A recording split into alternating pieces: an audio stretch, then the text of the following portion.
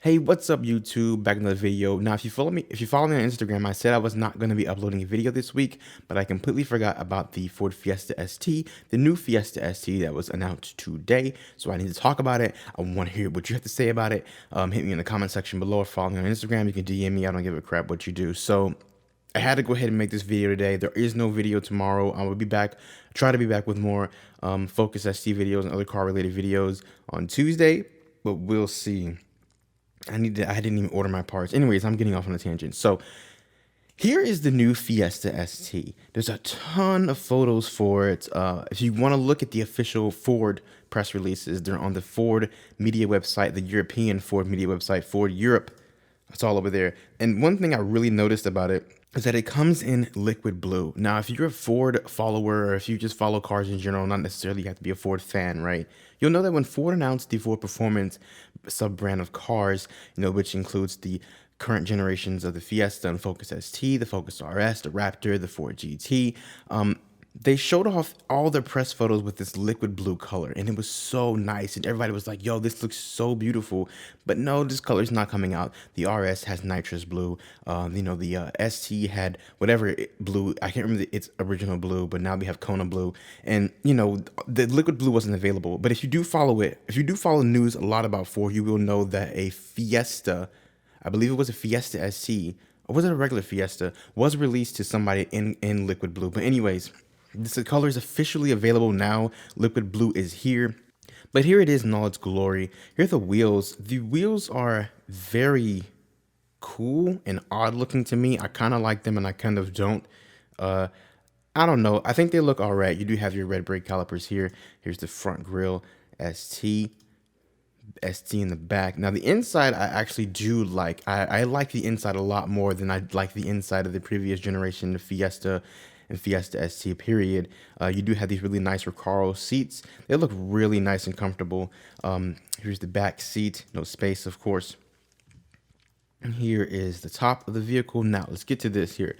This center console and the gauge cluster, it just looks so much better. And look at the steering wheel. It looks nice and thick and grippy, and it has a really pronounced flat bottom. It just looks so nice to me. Everything just looks really nice. I like the way the steering wheel is designed. I like the center console design. Now, I know a lot of people don't necessarily care for the little floating screen here in vehicles.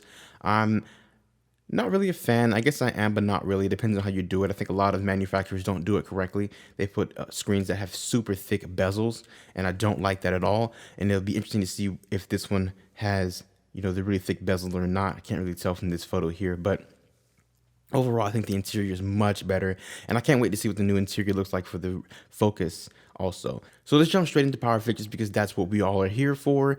This car does have 200 PS and 290 Newton meters of torque. Now, if you want to do the conversions, it's around 200 horsepower, around 197 horsepower, and 214 pound-feet of torque for here in the United States. Now, that's not really a power jump for us.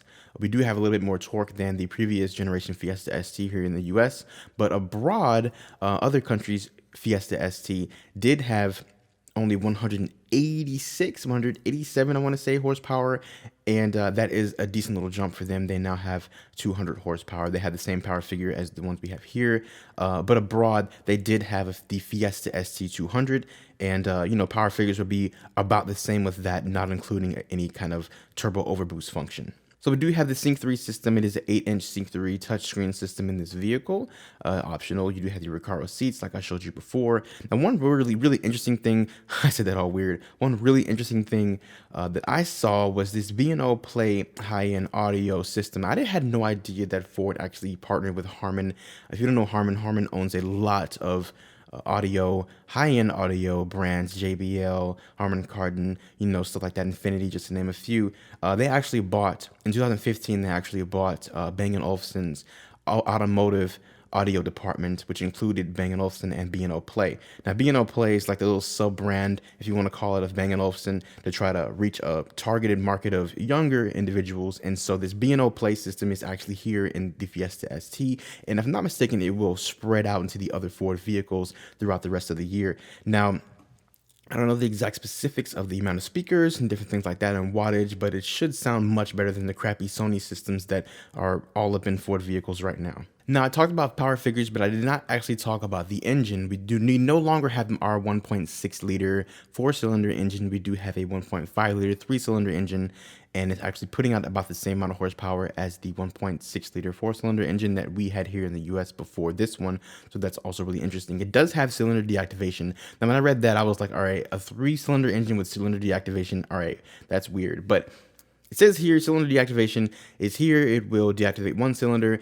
You know, when you're coasting and doing everything that don't require a lot of power, it will deactivate one cylinder. And it says that it can deactivate and activate that cylinder within 14 milliseconds. So that's really cool to have that there. Now we do have new drive modes. Take that as you want. I'm not really a fan of drive modes here. If you know me, you know that I like to just get into a car and drive it. It's what I love about the Focus ST. I don't have to get in there and press any buttons except for maybe putting the traction control into sport. But other than that, I don't really get in there and have to put, you know, make suspension this setting, make the steering this setting, do this and that. I'm not really a fan of all that crap. I just like to get in there and have my car in sport mode all the time. But anyways, got off on a tangent. We do have 3 driving modes here for this car. We have normal, sport, and track, and each individual mode actually really does do something a lot differently. It's not like some kind of gimmick. So here the engine mapping in normal mode is, you know, everything is just normal. It's just for you to get inside the car and just drive it on a daily basis. You have your ESC set to normal, the exhaust valve and all that stuff is set to normal. The way it delivers power is just very normal. Now, sport mode tries to ramp that up just a little bit. Your engine mapping is a lot better. Your throttle response is sharper.